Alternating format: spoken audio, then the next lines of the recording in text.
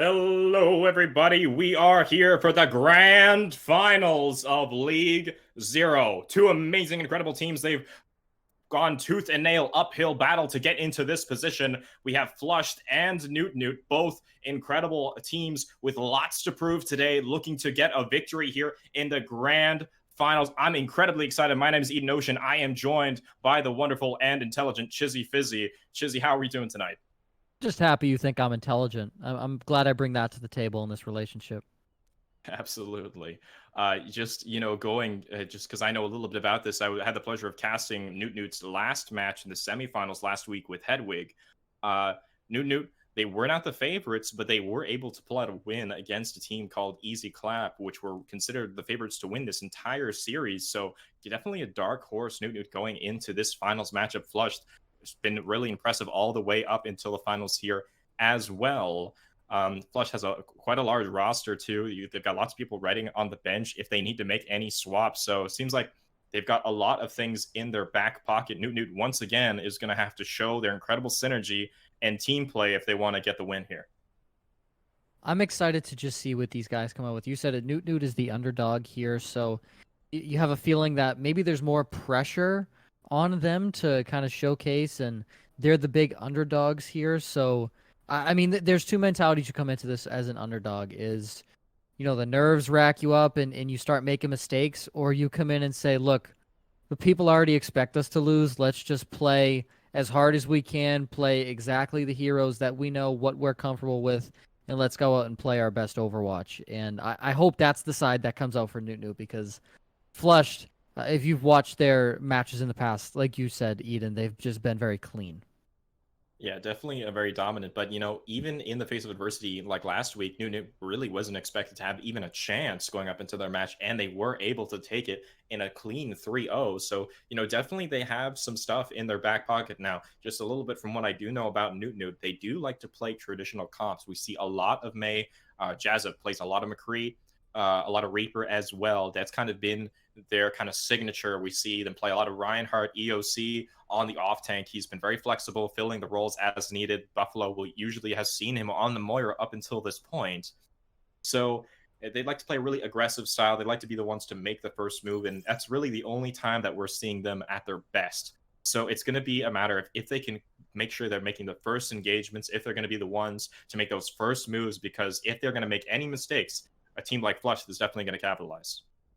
They will. And the map pool with what we see here today has been the same throughout the entire tournament here. We will start off on Control, and we will start off on Lijiang Tower, but the pool includes Ilios and Busan as well. We'll then head into Assault, pick of the litter. Whoever loses will be choosing the map, and then whoever the winner was will then choose whether it is attack or defense. The Assault maps to choose from: Hanamura, Temple of Anubis, or Volskaya Industries, then into Hybrid, Kings Row, Eichenwald, or Numbani, Escort, Route 66, Dorado, and Watchpoint Gibraltar. And then the tiebreaker, if needed, in Map 5 is Nepal. This is a best of 5 series, first to 3. So draws count for nothing. The first team to get to 3 points, to get to 3 map wins, will be the winner here in our grand finals, and I'm just excited to get everything underway. Yeah, absolutely. Incredible stuff. I'm really excited to see what kind of flavors we see from Flush. Like I said before, Newt, more or less, I have an expectation of what they bring to the table. Are they going to be playing all of the same thing? Not so sure. We'll have to see. But definitely, it's going to be a matter of who can get the edge. As we know, momentum in Overwatch is so important, and sometimes it comes down to who wins that first fight on Control might lead the entire series' direction here, as the teams are both looking to ready up as we head into Lijiang Tower. The starting lineups for each team on the side of Flushed: Ultra and Eden are the tank duo, Plato and Zira are on the DPS line, and Belizik and Swift 16 are on the support duo. For Noot, Mega Gust and EOC round out the tank line. Jazza and Kago are the DPS duo, and Ben and Buffalo will be the two in the back line helping support everybody on the front line. It looks like we are going to get into game here very, very soon, and here we go. We will enter the game. Noot all repping the Florida Mayhem logos, while on the side of Flushed, everyone repping the Paris Eternal logos. I know you all can't really see that because you're not seeing their career profiles, but we will kick it off here on Night Market on Lijiang Tower. And if we've ever seen anything that is off meta in Lijiang Tower, it is definitely a Symmetra. Yeah, looking to a lot of teams taking advantage of the Symmetra to teleport right to the point. Excuse me. Just getting to the point first can be a humongous difference maker. We're going to see Jazza insta-locking that Symmetra off the bat. But interesting from the side of Flushed, Plato, on the Genji, we haven't seen a lot of Genji here in high-tier Overwatch recently. He's definitely not having his best place in the meta, and as I say that, he is going to swap onto the Tracer instead. Probably the better choice. Yeah, it just, you said it, Genji's just not viable unless you have an Ana and Baz and Swift not showing an Ana, just showing a Lucio Moira composition. There is not going to be a Symmetra on the side of Flush, but for Noot, they do use the Symmetra just to teleport out. They are not going to teleport onto point. So Flush are the first ones that are able to get there, but Kygo comes out on the Mei, going to try and utilize these walls to wall off some targets.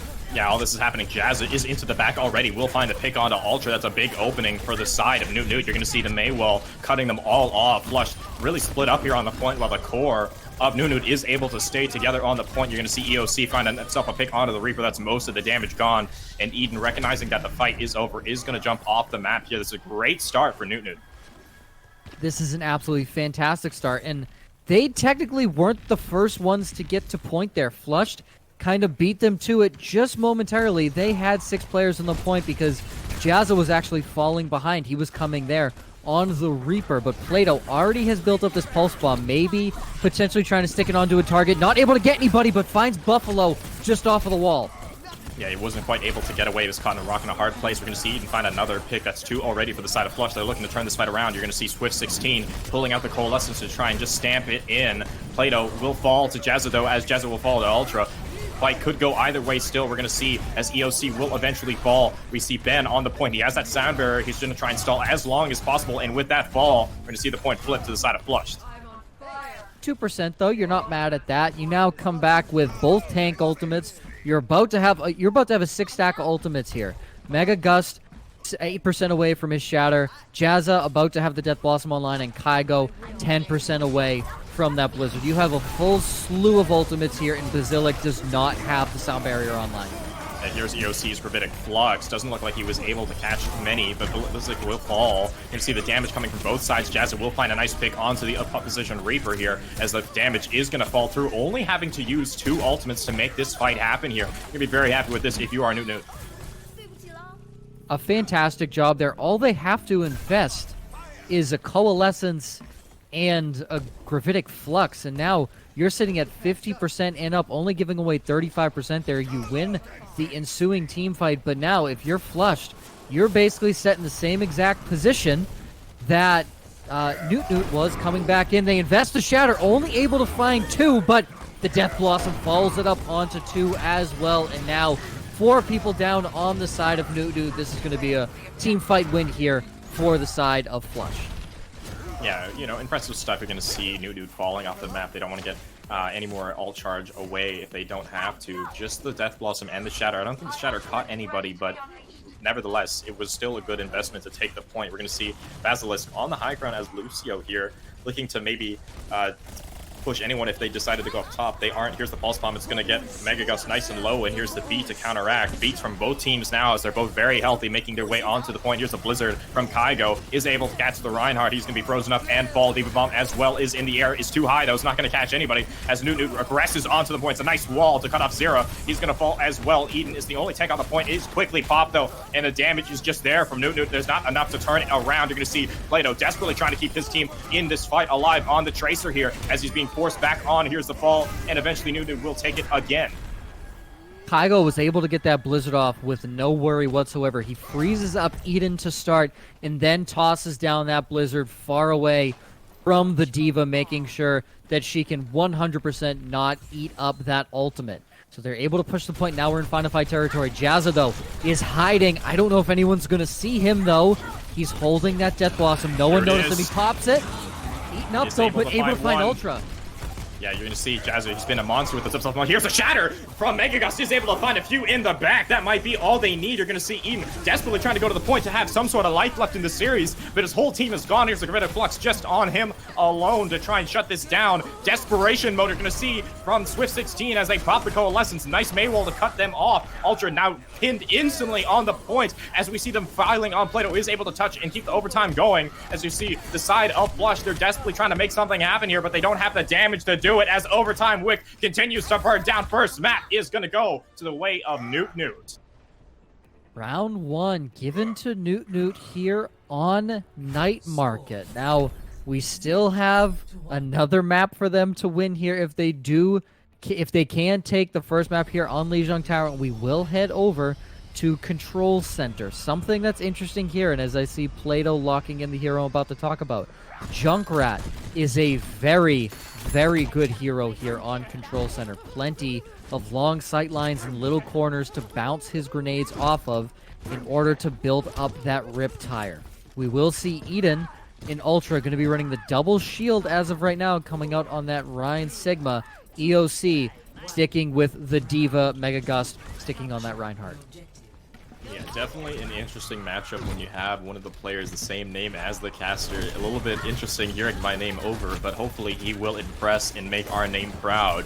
As we see, Noot are the first one to fill up the point here. They're going to be playing on the far side, whereas Flush is often take the high ground. They do have the double shield composition that's going to give them a lot of staying power when they do decide to engage. Both teams here are looking to fake each other out. Eden will find the first pick on a Jazza, though. That's going to be a big opener. A nice wall as well by Zera to try and cut off Kygo. You can see the picks falling through. Here's the Diva Mech already gone for the side of EOC. And with that final flick by Plato onto Kygo, you have to think that the fight is over for the side of Noot. Flush will take this point. A fantastic job there from Flush. They weren't too eager to get on that point. Noot wanted to get on there, stabilize, and grab position, but a great job there from Flush, being very patient, waiting it out, and making sure that they used their abilities at the correct time, flanking, doing all the things they need to. And Plato, 76% already to his first rip tire, and Ben still 40% away from the sound barrier. Yeah, you're going to see an early coalescence from Buffalo. We've seen this a lot from him. He likes to be the first person to press the Q button here, but Ultra will fall to an amplified fire strike. Picks going back and forth on both sides, but Noot is able to flip the point. You saw there that Flush, they were trying to retreat onto the high ground, but they didn't have anyone to touch in the meantime. This being said, though, they do have a lot of manpower to probably flip this back in their favor, and as Megagust will fall, it's just up to EOC here to try and buy as much time as he can. You're going to see the stagger picks coming in. They do want to try and stall this as long as possible. Really no reason not to at this point, but now with the mech gone, you have to think that they're going to be able to make a stop. It's just stagger time here. Once they clean up these staggers players here on the side of Noot, they will retake. Although Noot was able to get it up basically to even, 27-26 before the point was flipped. So I think if you're Noot, I think you take that as a win. You basically reset to 0, and now it's the first person to get to 73%. That's exactly what you're sitting on. But the issue is now you're pushing into a 5-stack of ultimates if you're Noot. This is going to be very devastating. If Flush is able to use these sparingly, they will be very good. And the Riptire pop, but not able to find anybody.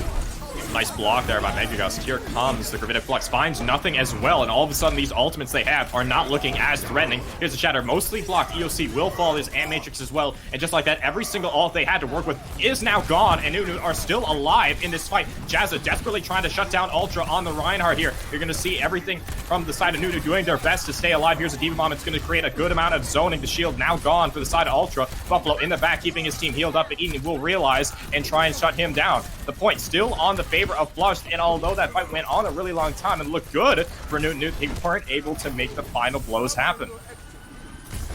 6 ultimates, and I'm pretty sure they netted 1 kill off of those ultimates, but it didn't end up mattering, and they were able to still get some kills and churn out the fight. Now 90% and counting.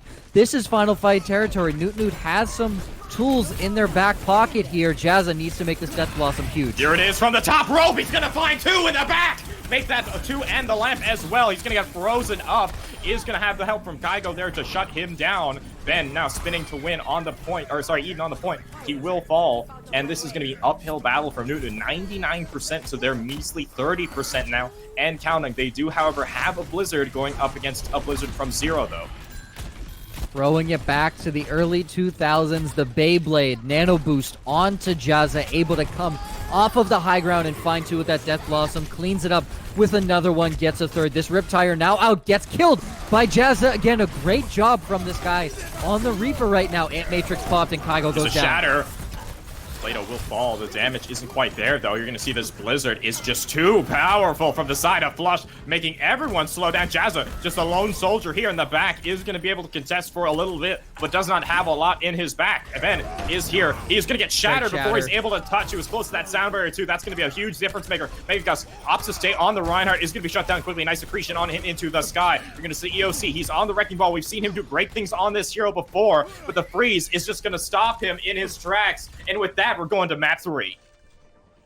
One ball in a dream, and when it's just one ball on the point with no one else to counter going up against 6 players, it's not normally going to turn out great for the Wrecking Ball, but great job there from Flush, bouncing back after Night Market. We will head to Gardens here, and this is a map where you tend to see, we saw Plato come out on that Junkrat and have it pay off. This is a map where Pharah is extremely intimidating here. There's so much cover around this central pagoda. There's so much height that the Pharah can take advantage of here. And we will see a quick pause here coming from the side of Noot. We're not sure of the issue, but the composition showing right now, it looks like a hard dive on the side of Flushed and on the side of Noot. It's kind of looking like a half dive. I mean, Kygo on the Tracer with both tanks. You see a Winston Diva composition, but Jazza showing up on this Torbjorn for the moment, potentially knowing that Flush likes to run dive and wants to use that turret against their hard dive composition.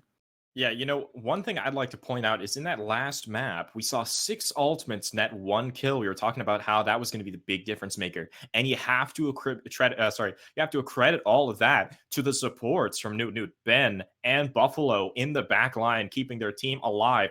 Perfectly timed nano boosts, sound barrier as well, keeping them up and alive in it. Unfortunately, the DPS and tanks weren't able to get the final blows to flip in that fight. But as long as they're not able to shut down Buffalo in the back, whether he's on the Moira or he's on the Ana, he's been getting so much healing. He's been getting his ult maybe even twice as fast as the opposition in that same role. And I think that is, if we see this continued as a theme and the side of Flushed aren't able to recognize that and shut him down quickly enough, then I think that the Team Noot is going to have a huge advantage.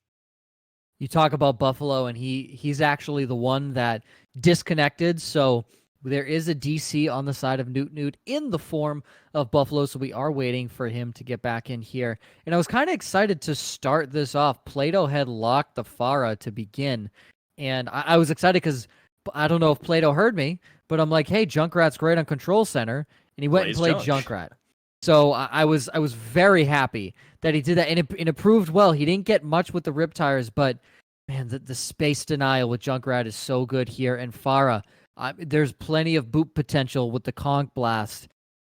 Like the height, everything is just fantastic with Pharah. I was hoping to see Playo come out on that. And there's still an opportunity here. There's still 8 seconds before these teams come out of spawn once we're out of this pause. But Plato, we've already seen him on the Tracer before. It looks like it's going to be a Tracer Sombra here. And for the Sombra on the side of Flushed, I think your biggest combo here is probably EMP bomb.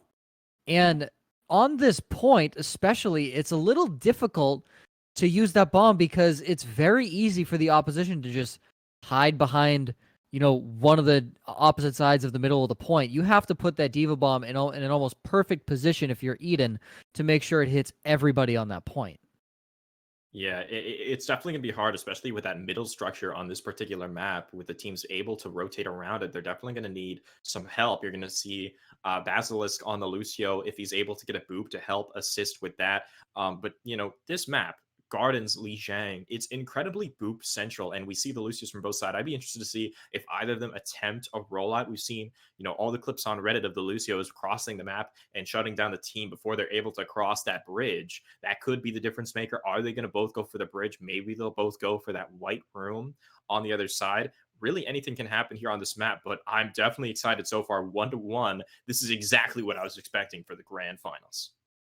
Something else we've seen a lot on Gardens has been if the teams choose to go to the non-bridge side, so they go through, the house and then enter through um, the basically the opposite side of the point. The most common side is going over that bridge, but if you enter that other side, there's been a lot of comps where if you combine it with an Orisa, a halt, and a boop with that Lucio into the little well surrounding that pagoda in the middle, surrounding the point. There is no Orisa currently in play. There is still a possibility for Basilic or Ben on these Lucios to potentially get a pick there. It's a lot more difficult without an Orisa, but it's still doable. And the rollouts, like you had said, Eden, I am nowhere near the high tier that these players are on Lucio, but it's really hard to commit onto that rollout, and especially with the compositions they're running. I mean, Ultra and Eden. I mean, both teams have a Winston Diva, so if you try and boop them, odds are they're just going to jump back onto the map. Plato on the Tracer, Kygo on the Tracer, they can recall. Zira has the Translocator. Really, looking at it right now, the only person that could be booped and can't do anything about it is Jazz. Yeah, Jazz Jazza is a on the Torb. He can't Torbjorn. really do anything. The hammer is not going to save him. Maybe we'll see some hammer final blows. But what this Torbjorn pick actually does bring to light here is if we're going with this dive versus dive, as it seems to be turning out, Torbjorn, not really much of a dive hero. So I would assume that Noot wants to play a counter dive style. They want to let Flush make the first move and then dive onto the person who engaged first. Of course, Torb, he's great in counter dive. He has that overload ability where he's able to get some armor for himself to keep him alive. The turret just creates one more distraction for the side of Flushed. They don't exactly have the best lineup to take care of turrets either. Sombra, of course, doesn't do the best amount of long range poke either. So if he's able to set up a nice turret and they're not able to deal with it, it could result in a really, really strong pick on Torbjorn. Of course, Molten Core, one of the best ultimates in the game right now, especially on these control maps where they're forced to be in such a tiny space. So I'm definitely going to be looking to see if Jazza can deliver on that Torbjorn. We're still waiting on Buffalo to get back. Maybe he needed to go pump some gamer fuel to, bring himself back up into it because he definitely was playing out of his mind in these first two maps already. Definitely what we expect from him. He was personally my voted MVP in the semifinals when I had the pleasure of watching him before. But it looks like, never mind. He's still not going to be here, having some internet connection issues. Of course, these kind of things, they will happen when you do these online games. Just nothing that can be done. But luckily, we do have esports still alive because, of course, with the situation the world is in, a lot of our sporting communities are on pause right now. Very happy to see Overwatch still thriving despite all the issues. Yeah, the whole play a part together campaign has really been great, and things are slowly getting back to normalcy, which I think is great to see. More local businesses popping up, and be sure to support those local restaurants. Do anything you can, because that restaurant you might take advantage of, or you may take it's there. It's always going to be there because that's the best thing in your town. It may be gone after this, so be sure to patronize them. Do whatever you can. Help all those local businesses and those small businesses that you can during this time. It is a tough time for everybody. I mean, for us gamers, and I'm sure for most people watching here, we're built for this. We sit inside and play video Absolutely. games most of the time. I mean, I tend to think I'm a fairly active person. Be sure you're still getting your workouts in, going to the gym, taking running, whatever you need to do, and then once everything's back to normal, play sports if you choose to do that as well. But it's like, man, I thoroughly enjoy sitting inside and just switching back and forth between my PlayStation and my PC. Nothing better than that. Yeah, definitely the gamers were prepared for this type of pandemic. Certainly, for a lot of people in those communities, they might not even be experiencing much of a lifestyle change. But of course, we can't give enough of our gratitude to our frontline workers doing everything they can in the fight against COVID-19 and the coronavirus. But all that being aside, we still have Overwatch to talk about. really exciting stuff. League Zero, we've gotten a rough estimate of 2 minutes remaining until our game gets back into things. So in this time, why don't you do us a favor and follow your casters on Twitter? I am Eden Ocean One, and Chizzy Fizzy is Chizzy at Chizzy Fizzy OW. You know, you can get me my third follower. I think I have a total of two. It would be an impressive feat, absolutely. Maybe we can get me up to 5 followers by the time this, this game gets back rolling. Just like, Yeah, everyone spam Eden's Twitter. He's thirsty for followers. thirsty for followers. But definitely, what a blessing to be a part of these Overwatch communities. I know that League Zero in particular has been an incredibly welcoming community for both us as casters and these teams. We've seen incredible professionalism up until this point. So please do be considerate of when you see these issues, that it is no attribution to League Zero or their production quality. It's just unfortunate that Buffalo's internet isn't with him right now. A lot of places are having internet troubles, the way the world is, and all those different things. But I know that we definitely would not want to have a series without him, because he's been an incredible player so far. It really has been, and we're hoping he's able to rejoin. We do have roughly a minute left, and for those of you asking in chat, yes, Flush did use their pause time to make sure that we could get back into game, but we are going to head back into here now, and from the looks of it, it looks like Noot is going to be down a player after this whole disconnection. Yeah. They are going to be down a player. This is definitely going to be tough for them here. In the favor of sportsmanship and simply being fair, there are rules set in place for the maximum amount of time that could be paused for situations like this. And Flush actually was gracious enough to donate a considerable amount of their team's pause time as well to Noot to help them get back on track. Of course, you're going to see that they're just going to wait and spawn and basically not even attempt to play the game until Buffalo comes back. They just want to make sure that when they do engage, they're not trying to do an uphill battle. Probably the best strategy. They might be fighting a 99% to 0. But, with everyone staying in spawn, no one's really able to build ultimates. So when the first fight does happen, it should really feel like a first fight.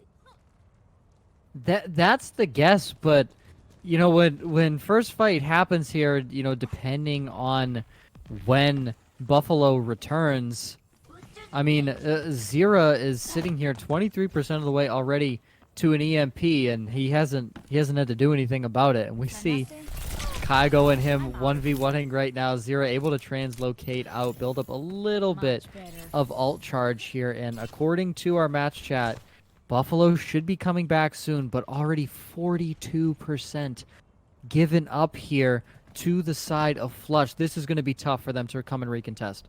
Yeah, maybe in the perfect world of sportsmanship, Flushed wouldn't leave spawn either, and they wouldn't cap the point. But, if you're in a tournament and you're trying to get the championship crown, you're not going to give up opportunities like this just because. So, absolutely no shame on them for doing this. Maybe this first map will go the way of Flushed if Buffalo does not come in time.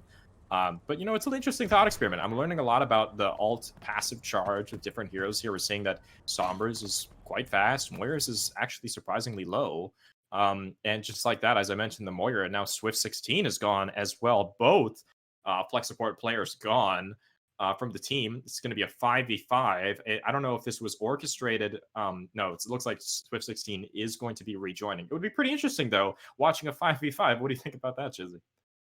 5v5 is interesting. I had actually done a practice cast of a 5v5, and it is very interesting to do a 5v5 cast because you throw everything out the window that you thought you knew about compositions and casting. And it looks like they are going to attempt to touch. Actually, apologies to shut you off here, but it's coming down to the wire, and unfortunately for Noot, they just don't have time to waste. We're going to see EOC roll in as well. Megagus is trying to make a contest happen here. They're uphill battle, and with EOC falling, that's a pretty big pick. They're essentially down 2 players now with just 1 pick. Make that 3 with Ben falling. Overtime wick going down, and with that, map 1 is a little uneventful, though. Going to go to the way of Flushed. It's hard because it's the grand finals, and you Yeah, hate to exactly. see that. But the good news for Noot, at least, is they can bring in a sub, if needed, but they will get their pick of the maps here for Assault between Hanamura, Temple of Anubis, and Volskaya Industries. So we will see what they decide to pick, and then we will see, what Flush decides to do, whether they would like to be on attack or defense to start it off. So pick does go to Noot. In Buffalo, we're still waiting for him to come back in. We hope to see him in on the next map at least, because that wouldn't be fun at that point, another 5v6 fight. Yeah, it looks like he's loading into his Overwatch client now, and just like that, he, excuse me, is in the lobby. So hopefully we will have ourselves back a game. It's really disappointing because you have to have seen that match could not have been closer. And watching this just as a viewer, I think if Flush does win this series, you'd have to wonder if Buffalo being here would have been that difference maker, and if that's what was the keeping the series from the win. But just as I say that Buffalo is going to be gone again, kind of disappointing stuff from the side of Newton. I don't think they have a seventh player on this team to supply Buffalo, or maybe they just aren't prepared for this situation in another way. Definitely going to be an uphill battle for Newt again. Once again, they've been in that kind of underdog position, but now even more so because they've given away their first map. They have, and that's the downside. It looks, again, we hope Buffalo's in here. It looks like he's all set. He is loaded in for Noot, so we should be getting underway very soon. But I do want to give a quick shout out to Nyrel, and I apologize if I'm mispronouncing that, and Spartan 2360 at Spartan 2360 on Twitter. You both gave me a follow. I appreciate it. So Eden, the plugging does work. Oh my gosh, it works. I wouldn't even know. I don't even have Twitter downloaded on my phone. I'm such a newbie to Twitter, so I don't even have the updates. But if anyone did follow me, thanks, guys. Definitely shout outs to you. And if you didn't follow us, well, what are you doing? What are you doing? Come on, guys. Step you up your game. Or girls. Girls. Guys or gals, anything in between, interesting. You kind of have to be a make-believe artist when it comes to casting a whole lot of nothing. But it looks like we're finally getting back into some Overwatch here. We've got 12 players in the match, hoping to see, personally, just because in the spite of a fair match, I hope Newt wins this next one, just so that we were back on kind of even terms. But of course, anything can happen here. This was Newt's map decision, so hopefully they have some things pre-planned here for Hanamura. They will start on offense, though, so we're probably going to see any set plays or set strategies, if there are any, from the defenders here on Flushed. We shall see. We are coming on over to Hanamura, and something that is great on Hanamura on point A, on the stairwell, if you're looking at it from an attacker standpoint, on the left side of the point, the stairwell, the defenders can put a Torb turret there, and it is very, very difficult to take care of. And another thing here, too, with Mei, she is banned at the pro level and in most, masters and anything above 3,500. We do see Mei here in this tournament, though. So as of right now, Kygo on this Mei in Zira, coming out on this Mei for defense here. But Jazza on this Symmetra, what they could be setting up for is a Symmetra teleport directly to point. And then once they get to point, Kygo will wall off the defenders to allow them to set up turrets and basically flip the positions of now Flush is on the attack and Noot is on the defense. The little ring around the rosy strategy, as I like to call it. Jazza does have the teleporter set up. They're going to teleport onto the top left. This is a great way to go, as it's going to force everyone on the point to back up to the back side, as you're going to see that happen. Here's a Mei wall coming out to try and get some value, but here's a counter Mei wall as well. They are able to break through it pretty quickly, though, as the damage is going to come out swift. It's the first one to fall. That's a lot of the healing gone for the defense now, as you're going to see Noot getting on the aggressive here. They still have that Symmetra beam building up charge. It's going to be devastating for the side of Flush to get into that and survive it. You're going to see the Mei wall as well. Both these lines go to toe. Jazza will find the pick on a Plato, though. That should get the ball ball rolling here. Another one for Jazza with that full charge being definitely someone to be messed with. You're going to see still a little bit of a Sigma v Sigma going on here as Eden tries to stay on the point as long as possible. Still not a tick yet, and here comes the progress. Noot is going to turn this fight around. I mean, if you're Noot and you're Jazza, teleport left side or go directly down mid and teleport above the point. Try and snowball this here. You're about to have Rally online. Buffalo has the Ant Matrix and Jazza 20% away from a photon barrier. This could be a devastating snowball here as Basilic is still 40% of the way away from a rally. Yeah, and you're going to see here's that teleport that you talked about right onto the high ground of the point. And Gravitic Flux is going to catch out 3, though, from Eden. Lots of damage. Is going to be able to find 2 in with a pin. Ultra will take down Mega Gus, and that's going to stop this fight dead in its tracks. A great Gravitic Flux from Eden. And, you know, that's one of the disadvantages of playing a Symmetra strategy is that when you do teleport in, you are all grouped up for a moment and so vulnerable to things like that. So here's what happened, and if you watch Overwatch League, you knew exactly what Noot was going for. Baptiste, Buffalo set up on the left side high ground. EOC and Kygo went to flank on the right-hand side. And from there, they then brought Mega Gust, Jazza, and Ben straight to the point. They teleported on there. They were trying to set up a flank angle. Flush did not bite on it. And a great wall there to deny the Deadeye. Plato will find Buffalo, though, somehow amidst all the shields, though, as the fight breaks out onto the point. They're going to have to do something on the attack if they want to bring the advantage into their favor. Here's a Blizzard. Eden will find EOC, though. Megagus finding Ultra. The picks seem to be going the way of the defense, though, as the Blizzard will be thrown out to encapsulate the point. And that's going to be a stop. You know, they tried the same thing back to back there. And although they had all those shields, they didn't really have anything to use them. You know, now they didn't have a high noon maybe, but you're going to see Jazza now swapping onto the McCree, one of his signature heroes here. Hopefully for the side of Noot, they are going to find more value with it. And it was a little different that time. They teleported everybody that time. No one was on a flank angle. The Baptiste wasn't sitting on high ground. Now Buffalo and Ben will switch up the support line from Brig Bap now over onto the Lucio, Ana, and Jazza, like you said, onto the McCree. Flux popped early, able to catch 2 out of it. No final blows, but a great Bionade. Yeah, the Shatter will be blocked, though. They are able to stay alive. It's a great immortality field from Swift 16 to keep his team alive and well in this fight. As the fight breaks down, we're watching Noot. They're going down the stairwell and killing everyone on the way, but it's very split up. You see the tanks from the side of Flush. They're nowhere with their support. Grimday Flux is going to find nothing from Eden. He was trying to flux the high ground. Didn't have a good view of what was happening here. As the fight rotates now, there's no Reinhardt for the side of Noot, but they are able to block the Shatter. It's a nice block by EOC on the Sigma. Here comes the high Noot as well. Good rock. Great rock. Across the map from EOC. He's really showing up for his team now in the final hours here as the team is continuing to keep themselves alive. You see Buffalo and Jazz on the high ground doing their best to support their ground players through it. Here's the Blizzard, though, on EOC, and such a powerful ultimate will make him fall. High Noon will find Eden as well, but the picks are on the favor of the defense here. And with that, Zero will find another one, and the 2 CP respawns are just too powerful despite the glimpses of hope you saw there from Noot.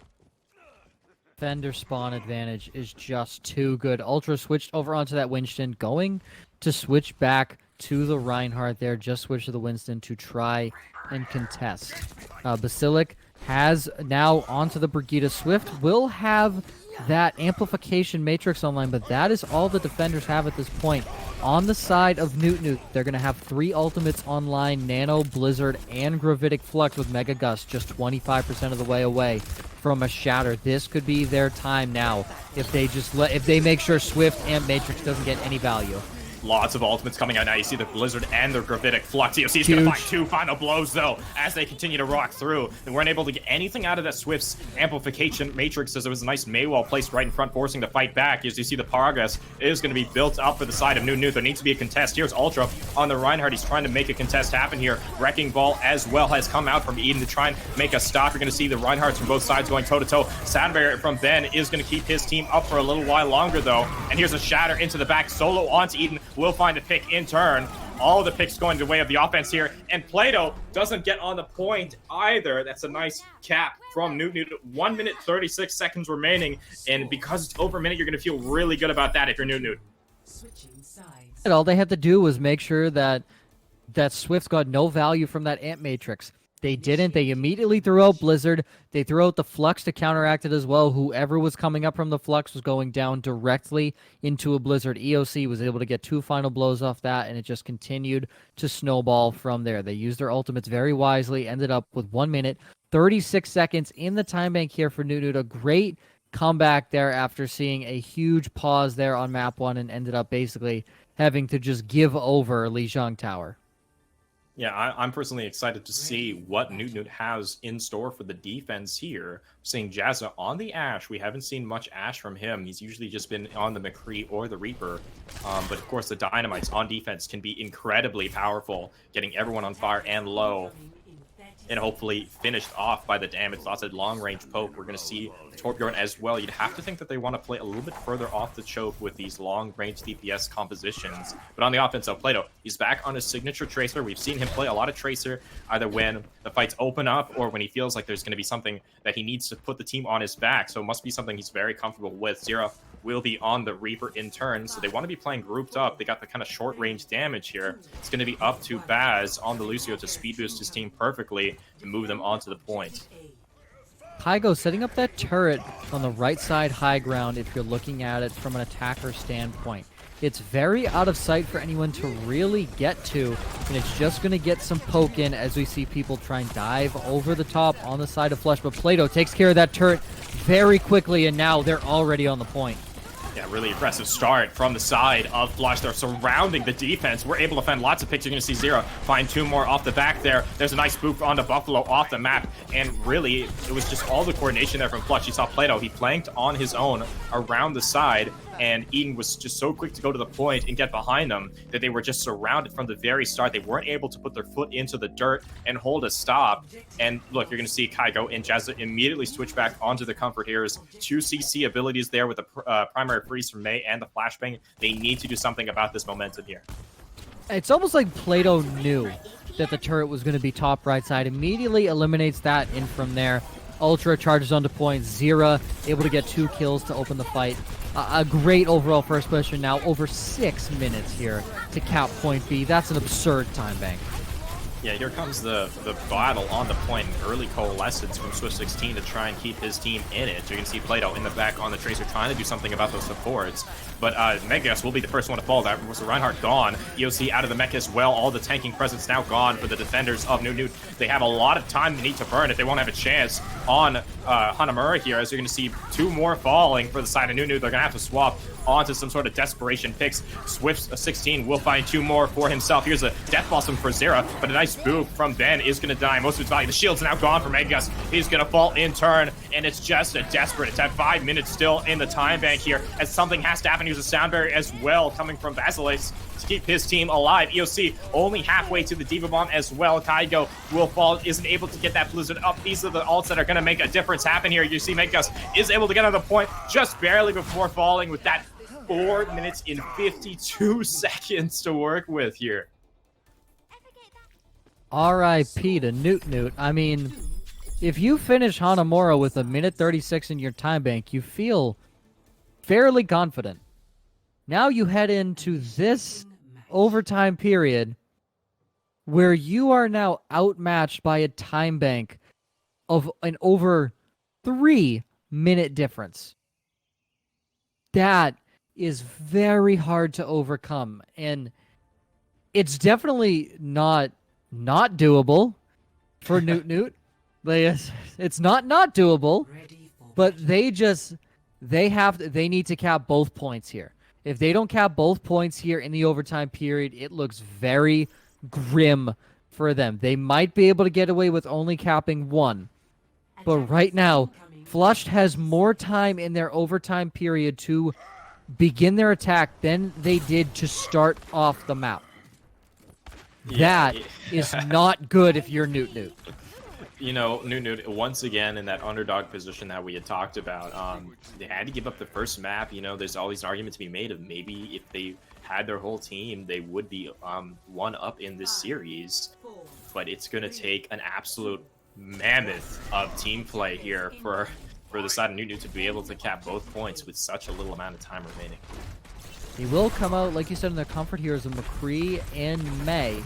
but Eden gonna be running this double shield here, so it's not a true mirror composition, but both DPS lines are the exact same. Supports and the tank lines outside of the Reinhardts, all different. Yeah, look at this humongous rotation here, Chizzy. You can see from Noot, they rotate all the way onto the opposite high ground behind the point, denying all that poke damage, able to enter the fight with full health. As we see the fight beginning to break out here, we're going to see the Ryan's going to shield a shield. They haven't decided to engage just yet, but as we go under a minute, here's a Maywall to shut off Megagus from his team. Is going to stay alive for now, but while this is happening, EOC is going to find a pick onto Baz. The Brig now gone. That's a really good opening here for Noot. That's exactly what they need as they continue to push in. You see the Mortality Field also gone from 16, but with that, Jazza will fall. Early Coalescence for Buffalo. He built that in no time at all, as he will find a pick onto Eden with it, of course. The Kinetic Grasp doing nothing against that Coalescence in turn. Ben falling. Here's an Amplification Matrix from 16, trying to make something happen here, but they are able to rotate around the point. Here's the freeze onto Ultra. They need to shut down these tanks. They want to have a chance here. They still haven't even gotten a tick. And here's all of a sudden Kaigo's gone. This fight could go absolutely either way. Here's a Shatter. It's going to be blocked by Ultra. And oh no. Ultra able to find 2 off that Shatter. Not able to follow up though. That's good news. Blizzard closely online for Kaigo, with the Blizzard already online for Zera. Engulfs basically the entire point. They will contest for overtime here. High Noon pop from Plato, not finding anything. And this is not looking good for Noot. Yeah, with that, the overtime wave is almost certainly going to burn down with no one able to touch. Although they were able to mostly escape that Blizzard, Jazza on the McCree did get caught out, and you have to attribute this hold to Swift 16 on the Baptiste. Keeping their team alive through that entire fight, was able to build that Amplification Matrix and keep both of the tanks, and at the end, it was going to enable Zera on the Mei to build that Blizzard, which of course was the momentum shifter. Now only playing for the draw, almost 5 minutes that Noot is going to have to go just for a point A hold, not even going to be allowed to give them up a tick. This is harder than if they've started with 4 minutes. They actually have more than 4 minutes to work with. You have to think that Noot has really a slim chance, if any, to make this happen. Ready for battle. Baz already typing in chat, easy. We'll see. We'll see. Nothing is set in stone just yet. I mean, if a team normally has 5 minutes, just under, to get a tick on a point, you normally feel pretty confident going into that. But if you are the side of Flushed, you are in no rush at all. You could hold for all 6 ultimates and just throw them all out at the exact same time and take the point that way. If there is even just one pick onto anybody on the side of Noot, that could spell disaster for them. They really need to have arguably the most historic hold here on Hanamura. Yeah, they have to play perfectly here if they're going to make this hold happen. They cannot afford to make any positional mistakes at all. They cannot misuse any ultimates. They are up against the wall here. You're going to see Plato rotating onto the point early, keeping the pressure on, as we're seeing Noot having to force into a grouped up session. They're going to rotate onto the point, try and deal with the members that are on there already. Zero on the Reaper is able to fade away, but a pick onto Jazz, that's going to be the opener that we talked about that they need from Flush to make something happen here. You're going to see the shield break from Megagus. He's going to fall in turn, and with that, it's just been cracked wide open here. Flush on the point. No one left alive from Noot, and you're going to see it, unfortunately, for the Noot fans. Flushed is going to be up 2-0 in this series for the grand finals. Baz out here doing his best Moth impression. The man's out here punching people in the face like Jexa, booping people off the map like Moth. I mean, the guy's a very bloodthirsty Lucio right now. And he's shown it. He was able to get an opening pick there onto the McCree, followed it up with a boop and another kill as well. He got a 3K there to help his team cap that point. So a fantastic job there from Flush. They go up 2-0 in this series, and now backs against the wall, Noot. You have to win every single map from here on out in order to take this game. Flush, though, all they need is one more map win, and we now move on to our hybrid map. So Noot's choice. We will see who they decide to pick. Oh, and I apologize. Actually, this is the 1-4 matchup. That is something that I was mistaken by. I apologize. So this is 1-4. So still plenty of time here. Flushed has the opportunity now. They need to win 2 more maps. Noot, though, still up against the wall. They need to win 4 more maps still, and we will move on to Kings Row. The options are we'll move on to Hybrid, and the options are Kings Row, Eichenwald, and Numbani.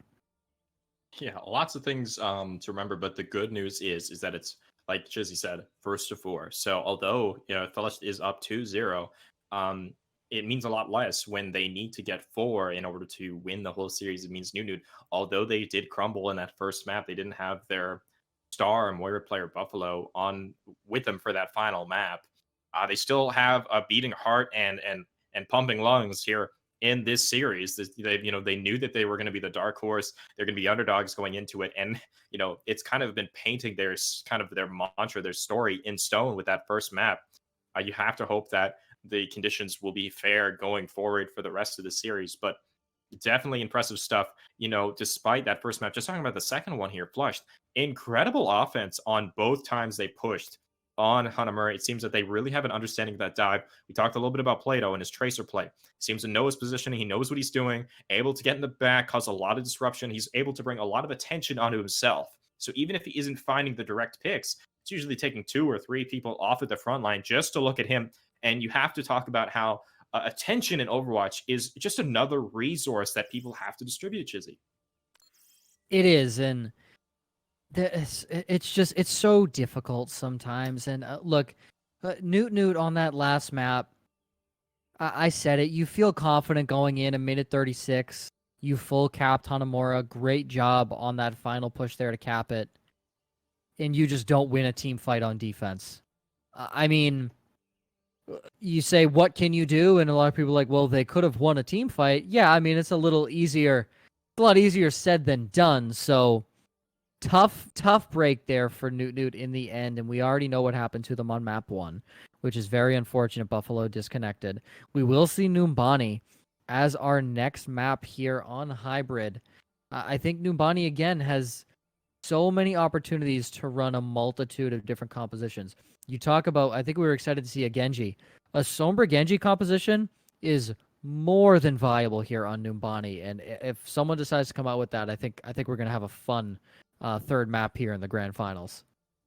Yeah, that first point of Numbani is so incredibly dominated, like you said, by the high ground. So playing heroes that can wall climb or have some sort of vertical movement ability like the Genji, like the Pharah or the dive tanks in the form of Wrecking Ball, Winston, and Diva, you got to see that there's so much value to being able to rotate onto the high ground, either to be aggressive and push on there or to be defensive and pull away if you're taking too much heat from people on the ground that are pushing just straight down main or maybe underneath. Lots of different paths to go with. It's going to entirely depend on the which way Noot decide to run this. And just peeking out here, we're seeing Mega Gust and EOC on the double shield composition to start. We haven't seen them play double shield at all here in League Zero just yet. So it's going to be interesting to see if they're able to get the value out of it that they need. It is, and on the offense right now, the double shield and the Torb on attack. It is interesting. Kygo showing this Ashe. Plato also on the defense showing the Ashe. At all levels of play, we have seen more of this Ashe being played, especially on some hybrid maps. We've seen it a lot on Numbani. Ashe provides a lot of range damage here, but also some close-up with her primary fire on her coach gun, or excuse me, just her main weapon. And then the pushback as well. She has a lot of mobility with that coach gun. And that dynamite, that does some deadly progressive damage for that Ashe. And we see Baz on the Mercy powering up Plato right now. That is a deadly combination. Yeah, look, we're watching double shield. They're trying to make their way up to the high ground. If they're able to just set up themselves here on the high ground, they're so good at countering the dive with that Brig and the Torb and the coach gun, like you said, that it's basically an impenetrable force to the side of Flush. Plato is going to be the first to fall to make it guys. The res will come through, but now they're down the res, so that's a big resource they wish they still had. You're going to see Baz will fall to EOC. Lots of the healing now gone. No ability to res for sure. As they do their best to try and pressure them on the high ground, you're going to see both dive tanks from the side of Flush going up and down, taking turns. They're turning it, yes. You see the Moira Orb was able to find Buffalo, Megas falling in turn, and it looks like they just wasted too much time. They didn't rotate, and they weren't decisive enough on Noot. And although they had the advantage, the healing and the pressure from the two tanks of Flushed was enough to stop the momentum. They were taking turns, Ultra going up, taking damage, farming ult, falling back down, getting healed up. And then while that was happening, Eden was going up, doing the same thing, constantly pressuring them. And while all that was happening, you saw that Noot just didn't get any picks. They got Baz on that Mercy early, and to me, if I'm the shot caller, I'm like, okay, get on the point. Like, you just have to get on the point. If you lose the fight on the point, so be it, but you can't lose the fight sitting on that high ground. And Jazza now falls here. This is going to be tough. If you're Noot, you just have to back away. Plato hits him right in the head and cleans up the turret afterwards. This is just going to be Noot hanging around, waiting. A great dynamite off the side from Plato. He builds up that Bob here, and now Primal Rage, Bob, and Pulse Bomb online here for Flushed. And just on the side, we could see a Bob v Bob duel here from Kygo and Plato. But never mind, Plato knocks him in the head. I take that back. Caster Curse. Kygo is going to fall. You know, what's really interesting to me is why are they even trying to get the high ground? With this composition, I think it would make a lot more sense to go low ground and come out the doors setting up on the point. So even if the fight is going either way, you might be getting at least a little bit of progress on the point, or at least forcing the rotations inside of Flushed in the favor that you know you have to contest. Kind of like in chess, if you get a check, you have to respond. Here's a Pulse Bomb. Isn't going to find any final blows, but here is the ultimates coming out from the side of Noot. They want to make this the push where something happens. Bob is going to be trying to be thrown across. Doesn't quite make the gap, though, as the Ant Matrix is still down. Looks like they weren't able to capitalize on anyone from it. You see Baz on Lucius trying to boot someone down. Here is the Gravitic Flux is able to catch out one. We're going to see that Swift was able to slip away with the fade. Less than a minute remaining here as Flushed. They are getting all the final blows here. You see that Noot isn't been able to get out of this tiny enclosure. Here's a Diva Bomb into the back. Is going to be blocked over by the shield, though. But if you're Noot, you have to make something happen. You can't keep ramming your head into the brick wall, trying the same thing over and over, Chizzy. The definition of insanity is trying something over and over again and thinking that it will yield a different result. 30 seconds left. They have gone high ground every time and it hasn't worked. They do throw Bob onto point. Maybe this is differentiator, but Jazza falls mid Molten Core. Yeah, you see Bob now gold objective time for his team. Huge a nice pulse bomb by Zira is going to find two on the tail end. Less than 20 seconds remaining here. You know, we didn't even see many ultimates ever build up from the side of Noot. They're going to switch on to the Wrecking Ball as well. I honestly don't think they're going to be able to touch. We're going to see 3, 2, 1, and it's going to fall. And just like that, it's a full hold, not even a tick. The maximum objective time was only from their Bob. I have to think that it was just a planning issue there. They had a cool composition. It was a composition that definitely had a lot of potential, but they just kept trying the same thing, and it wasn't working. I think he had to go low ground, or maybe even main with a composition like that. I think you're right. I mean, you could, I would say, take that low ground right beneath where they were going on high ground.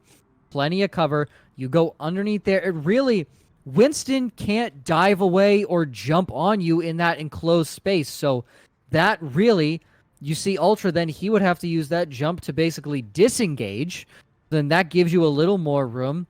Eden on that Diva, yes, he can maneuver in there, but it's not as, as clean for him to maneuver in there as well. And to start, I mean, Baz on the Mercy, it's really hard for a Mercy to stay in that enclosed space. You were running a Torb. You were running a double shield. If you were able to set up 2 shields, put that turret in the corner somewhere, and let your Ashe chill on high ground, I think it would have been a better outcome, or at least, they might have at least gotten a tick or something. This is tough. It's just, they're in another difficult position. They have to hold a point once again for 4 minutes and not allow a tick. They're in the same position they were on Hanamura in overtime. It's such a terrible position to be in for Noot. So many things against them here in the finals. They had to give up map 1. They don't have their regular Lucio player. Ben, I believe, is a substitute for them. Wasn't the one that we saw play in the semifinals. And here comes the engage. We see Ultra onto the point. They opted to go underneath. And with that, Plato is going to find a nice clip onto Jazza with the engage now as well. You're going to see Megas is trying to contest the point. EOC as well will hit the back end of a pin. He's going to lose this match quickly, and that's just going to be a clean, decisive play. They didn't even mess with trying to go up top. They just went some tanks that they knew would do well on the point, went under flushed. It's going to go up 3-0 in this series.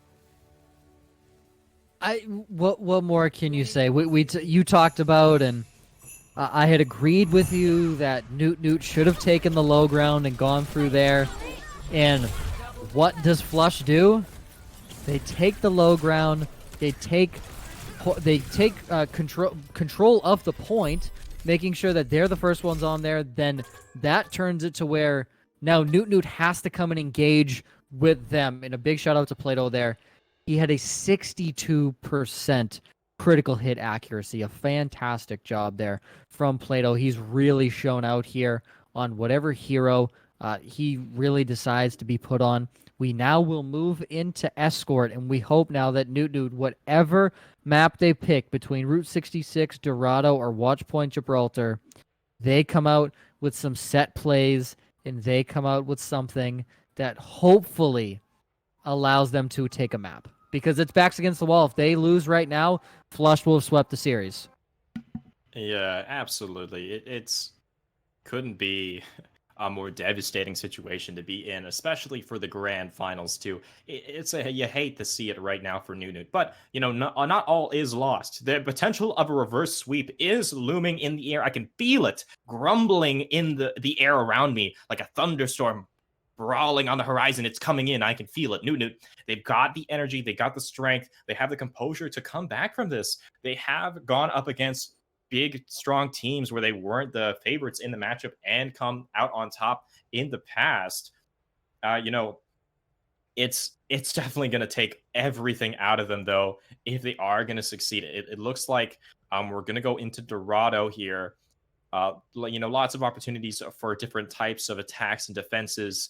But what we're going to be paying attention to, of course, mostly is Noot. And if they're able to find that inner strength, that resilience, that clutch quality that makes you an incredible team here in the final 11th hour. So so you're going to be the optimist here, and every great comeback story has to have a pessimist. So I'll be the one to say Noot has no shot at a reverse sweep. So I'll just play the antagonist here and say that it's not going to happen. Every good comeback story has someone that doesn't believe in them. I'll be the person here in this stream that does not believe in them. Prove me wrong, Noot. I hope we do end up get to see a map 7. But for the time being, we are now on Dorado, map 4. This is a win or go home for Noot from here on out.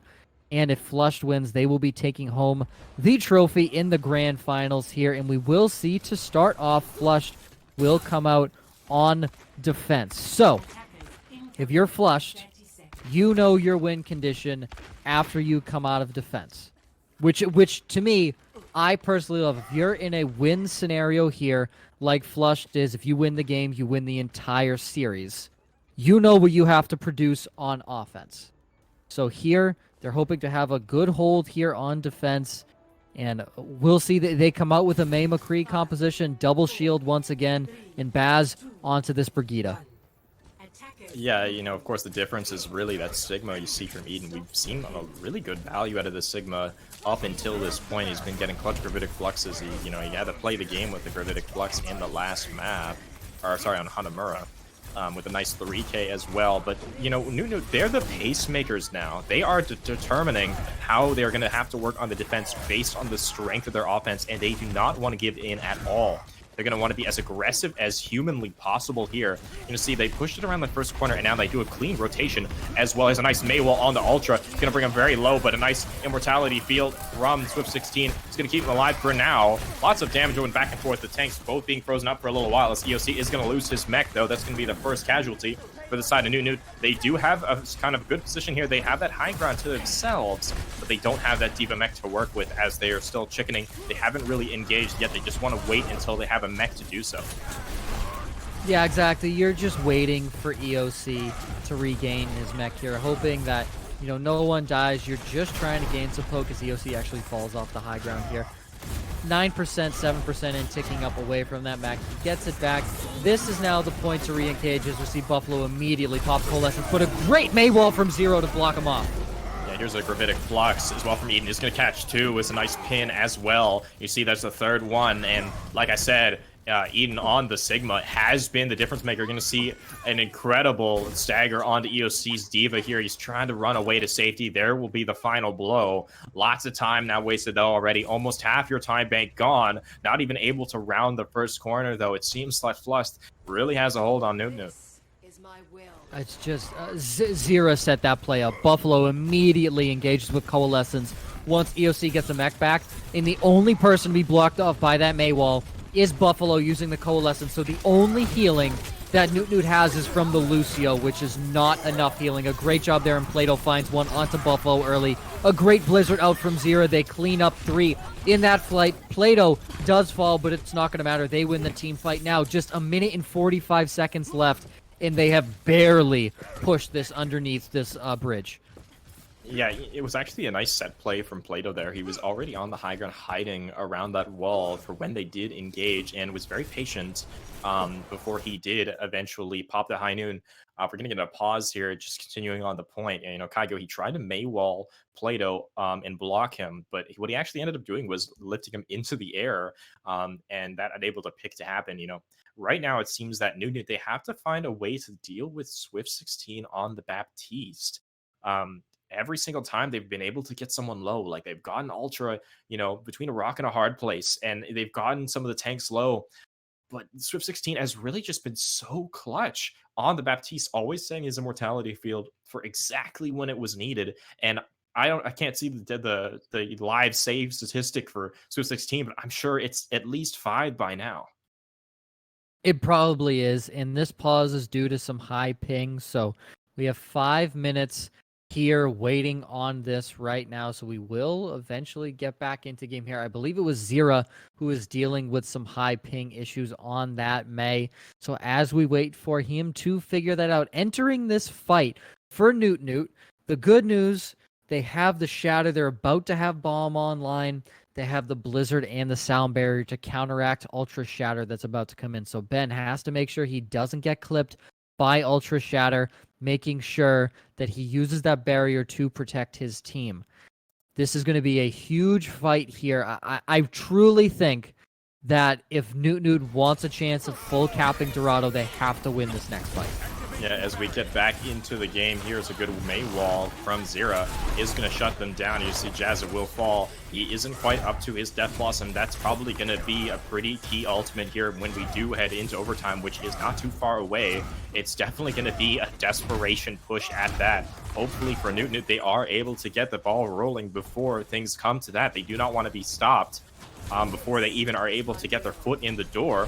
The whole team's here now. They're going to try and go for the engage. It's a Mei wall, but a Gravitic Flux as well. It's going to catch out both of the tanks brought down low. Blizzard as well will catch Baz. Shatter is going to be blocked by Megagus. Good job on him. Here's the D bomb as well. And a good pin by Megagus is going to deny the block. That's going to get the ball rolling for sure. You're going to see Swift accept defeat there, and the payload is rolling. I don't know if they're going to be able to recontest. It looks like they might not, and this is exactly what Noot needed. They did need that with just over 30 seconds left to push it into point A. They get it now. 3 minutes to push to point B. That is a decent amount of time here. And you still have the Shatter and the Death Blossom online. Jazza, though, about to get caught out. Oh, no, they actually don't peek the left side. Jazza able to escape. That's huge because an opening pick there onto the Reaper would have been devastating. Yeah, you're going to watch Flush here. They actually rotate the fight onto the payload just to kind of simplify things so they can focus the targets easier. You're going to see Swift 16. Oh, there's a nice... You saw that Megagus, he was going to shatter, but actually got lifted by Zira in the air, so he shattered nothing. His shatter just essentially went into the air. Great play by Zira. You saw Swift 16. He invested his amplification matrix early in that fight as well. And although the fight was kind of all over the place, a clutch play there by Zira was able to turn it in the favor of the defense here. Flushed now with a pretty solid hold, and this is quite a hard choke to push through. You have to go up this hill, Chisel. You do, and Jazz is still sitting on this Death Blossom. It's going to be hard for him to get it off with 2 stuns, a Gravitic Flux online, actually 3 stuns with the Rock from Eden. I mean, this is going to be tough for him to get this off without getting interrupted, but hopefully, if you can at least pick off 1, that's a good pick. Put a big Flux out, able to catch 3, and Ben falls, but it's a 1-for-1 trade. We'll see if they're able to get anything out of this on the side of Noot. Yeah, they're actually going to try and make something of this trade. Invest the Blizzard. The Eden will get very low. It's a great Death Blossom, but it's going to be stopped by an even better Immortality Field by Swift. Again, perfectly timed, defending his entire team from so much damage. You can see Zera is going to be able to pick up 2 towards the tail end of this fight. As it's still going on, Jazza doing his best to keep himself in it. Will eventually fall. And, you know, if you're Noot, you have to be accounting for this Immortality Field. You got to say, okay, he's used it, let's use our ults now. But the problem is Swift is just being so cautious with his use. He's not wasting it on any small thing. He's saving it for their defensive ultimates. And that's why with no Sound Barrier and with no Transcendence, no traditional defensive ultimates, they still haven't been feeling the wrath of what you would expect a team with no defense ultimates to have because of such great Immortality Field play. Exactly, and if you're Noot, you Shatter have to 5-3. bait.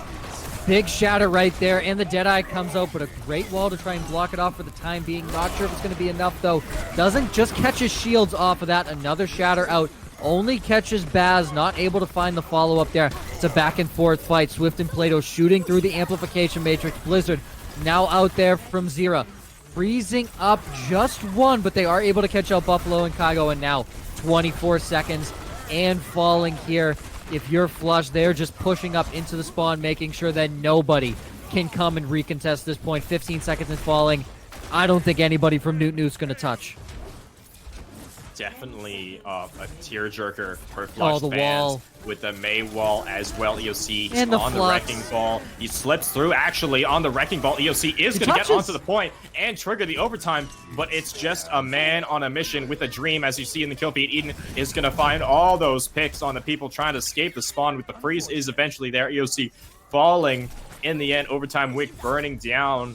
And with that, Noot really not getting it too far. It's quite a disappointing feat for your Noot fans out there. Flush, incredible dominance throughout the entire series so far. You saw that towards the end of it, Buffalo from Noot actually swapped onto the Baptiste himself. He must have said, you know, they're getting so much value out of Baptiste, we might as well try it ourselves. But it just goes to show you how strong Baptiste is with a well-coordinated team. Really incredible stuff. It's just a hamster, all alone, on the point, in a foreign land. He's not from here.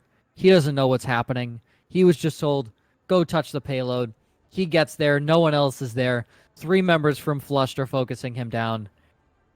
Just absolutely devastating there. And now, if you're Flushed, you are in a very good win condition here. All you need is 1 point plus another 37 meters to win this match here. And Jazza coming out on this Widowmaker, and Kygo showing the Echo. So we'll see. This is, I believe, the first Echo we are seeing in this matchup so far. I'm interested to see the combination of the Widowmaker and the Echo. Yeah, you know, this is one of those high risk, high rewards. You know, our backs are up against the wall. Might as well just give it a try, comps. You have to feel that the morale on Noot isn't as high as it could be. But, you know, maybe this isn't the case. Maybe Jazza is actually insane on the Widowmaker, and he's just going to be impressing all of us with his skills. You see Kygo, we saw a little bit of Echo play with him in the semis. Not too much. There's a nice boop, though. Saw Baz, he went for a huge flank and was able to boop Jazza into the team. That's the Widowmaker now gone. Most of the kind of long-range threat. As you're watching Megagus, he's forced to rotate so far away and get back, giving up so much ground as the payload is essentially moving for free here, while they still have Eden on the Diva pushing it, just, you know, kind of being MVP for his team, pushing it in. Megagus falling in turn as well. Everyone just needs to die, but the worst thing that's happening for Noot is, although they're losing their members, they're not losing them on the point, which is where they really want to be, to stop the payload from moving at all. And with that, they're going to really easily get the first tick. Baz just spawn camped Jazza the moment he tried to come out after he fell the first time. Jazza fell to Baz. He was spawn camping the Widowmaker in just 5.5 minutes now to push this payload 36.6 meters. I mean, this is not looking good here as Baz switches over onto the Zenyatta, but they have the Coalescence and the Pulse Bomb online. You know, on the side of Noot, they have literally nothing in their bank to counteract anything that's about to be thrown at them. Buffalo's Immortality Field has to be fantastic, but he already falls. Yeah, and here's the coalescence from Swift 16 as well to basically shut any life that there was left in Noot down. You see a little victory dance from Swift 16 on the point. He already knows the result. Here's a little shatter as well, just to put another statement in. Flushed, dominant throughout the series. They are going to take the win and the championships here with League Zero with a clean 4-0 victory. Some might have wondered what had happened if they took the first map, Noot, when they didn't have a player, but just based on, the end results of these other maps, you have to think that maybe it wouldn't have been a difference. Just Flush showing such dominance throughout the rest of this series. But the only really life we saw was in that first map there, and then they just completely turned it around. Incredible stuff from Flushed. Well-deserved champions here in the League Zero Grand Finals. Congratulations to Flushed. And if you're Noot, I think just, you lose Buffalo and you have to give up map 1, essentially. I think that really just hurts the momentum that you might have had going into the game. So I just think overall, a great job from Flushed. I think even just if they had Buffalo the whole time, I think Flush just came and just today they were the better team. Yeah, absolutely. Definitely the stronger team for sure. They really found their groove. You have to wonder, maybe that first map loss just did something to the mental fortitude there for Nunu. After that, they basically just looked like they had been drained of any chance.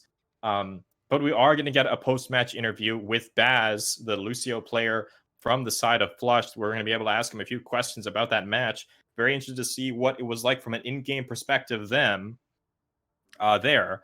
So definitely some exciting stuff. All right. Go ahead. Gonna get Baz. Quick side note for him: this is actually his last season for a while because he did place top 16 Open Division, so he will not be eligible to play next season. So just a little side note about him. Well, Baz will not be able to play. This is actually his last season. We've just been told Baz will not be able to play. So anymore in future League Zero. Seasons. Because he has gotten into top 16 Open Division. A huge congratulations to him. You saw from how this whole series went through that clearly, Flushed is assembled of really talented players, and great to see that he is being validated in his strength in the Open Division. Hopefully, more success will come to Baz in the rest of his esports career here. As we will be trying to pull him in momentarily here. All right, we got him in. We have him in. He is. Well, thank you. Welcome. First things first, congratulations on your victory here. And also congratulations on your success in Open Division. Incredible match. Yeah, it was a fun one. Honestly, before this, I'd say this is gonna be the closest League Zero final ever. It wasn't, unfortunately. But yeah, we always do like to see these series go the distance, but despite it not, you definitely still gave us a show. Incredible stuff. First things first, I'd love to ask, what is the communication like on the inside of Flush? Are you the main shot caller? Do you have like someone who's kind of leading the knowledge? Is there a coach or support staff that's been helping you guys along the way, or is it kind of a big kind of team hive mind effort? So in terms of in-game, typically we just have Ultra be like our main shot caller, and I do more of the ult tracking and like plans for the entire round, not for the fights. Ultra does fight planning and like shot calling, stuff like that. And then in terms of like coaching and stuff, generally I actually like come up with most of the comps we end up playing. Like the ones we decided today, I don't know if you guys noticed the Reaper Tracer. Yeah, we definitely were pointing that out. Hit Squad. And Squad. basically the idea of the comp is you just go in the backline and bully a McCree. And we thought it would work really well against Noot because Jazza loves to off angle. And it generally works well against a Mei because it's really just a dive comp disguised as Brawl. And that's how he played it, and it worked really well. Yeah, we saw Plato on the Tracer there. He was doing a great job, especially when on your offense there on Hanamura, able to rotate around, bring a lot of the attention from the members of Noot onto him, and basically just open up the front line entirely, letting your tanks walk on to the point. We saw a lot of decisive plays. It was clear that the communication was there. Ult tracking as well. Usually you had the ults prepared. one thing that we were really adding a lot of credit to was Swift 16 on the Baptiste with those immortality fields. It seems like they always had the immortality field ready, at the perfect moment. So great props to them as well. Really, this whole team has been very impressive. I'm going to hand it over to Chizzy, who has a few questions for you. Yeah. So on Dorado, you ended up playing Lucio to start on offense. Jazza falls as the first pick there, and then you go and spawn camp him. Why? We were pretty sure they were just mentally gone at that point, and it was my last round in a League Zero game, so I figured might as well have some fun and mess around. And see why Isami goes that. I'm like, this is my last chance to pop off. Now, I assume you're not a Zenyatta player in the slightest. No. He is the support I am the worst at. Well, all right, fantastic. Well, you technically got a W while playing Zenyatta in the grand final, so congratulations 100% win rate. 100% win rate. For the OGs, I know Acura will remember this. Season 0, I came in I was a DPS player, and right as I joined, I role swapped to support, and I was like immediately like just rolling everyone on Zen. So it's kind of back to roots for me. But you could definitely see the DPS mentality in the Lucio play. That's for sure. Yeah. That's fantastic. But that's all I have. Eden, if you have anything else. I was going to say, once again, congratulations while you're live here on the stream. If you want to make any shout outs to anyone or any social channels that you want people watching to check out, you have the floor to do so. All right. First shout out to my mama. She's not watching. I just wanted to say that because it's cliche. Hi, Mom. Probably, I want to give a shout out to Zira because, I mean, he's the only 12-year-old I've ever met on Overwatch that isn't the most cringe, annoying kid. Well, yeah, he can be cringe and annoying sometimes, but he's not a dick. And frankly, most of the other 12-year-olds in League Zero are just dickheads. So that's good for him, and he cares a lot about the game. Got a lot of heart. And that's very, very endearing. To Ultra, who has been my duo all season, from Noot to Flushed. I love playing with him.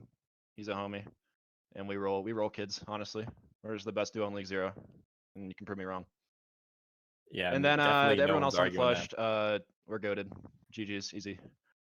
Do you have a Twitter that you want to send out or anything like that? Redemption_OW1. That's not his Twitter. I was gonna say, like, that's. I don't think that's your Twitter. All right. Well, anyways, it's just BasiliskOW if you want to follow. Fantastic. All right. Well, it was great seeing you. Great. Good luck in your career with the Open Division. Hopefully, I know everyone here from League Zero is going to be wishing you as much success as possible, and to your team as well, that they follow in your footsteps as well. Excited to see how some of these younger players on your team develop into more mature and professional players. When they become of age to really grow in this community. But great to see that we have such an awesome team, with a really, really positive mental attitude, despite some people being dickheads sometimes, of course, can't avoid it. But with that, this has been League Zero Grand Finals. I have been Eden Ocean, joined by the wonderful Chizzy Fizzy, and we'll be signing off. You're going to have to see us next time. Make sure to follow all of the League Zero social channels, join the Discord, follow them on Twitter if you want to be caught up to the next League Zero event. And with that, we'll see you next time.